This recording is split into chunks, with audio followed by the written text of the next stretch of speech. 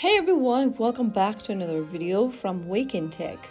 Today in this episode, we will be learning how you can disable two-factor authentication security on Bybit. While two-factor authentication like Google Authenticator provides robust protection for platforms such as Bybit, there may be a legitimate reasons why you'd want to disable it, temporarily perhaps, to switch devices or address login issues.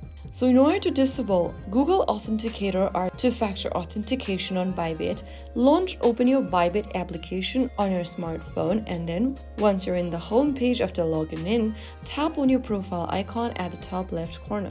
Once you do that, you'll end up in this page where you'll need to tap on your username at the top. This will bring you to the user center. Go ahead and click on Security. Under Security, toggle off the button right next to Google Two-Factor Authentication.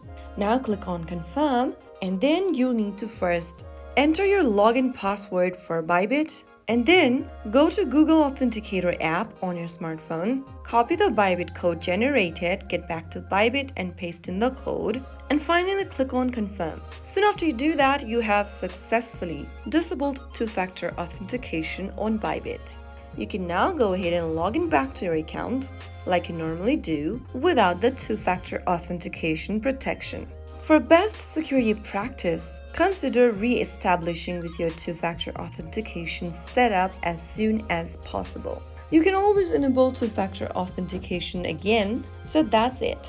If you found the video helpful, don't forget to like, share, and subscribe to the channel.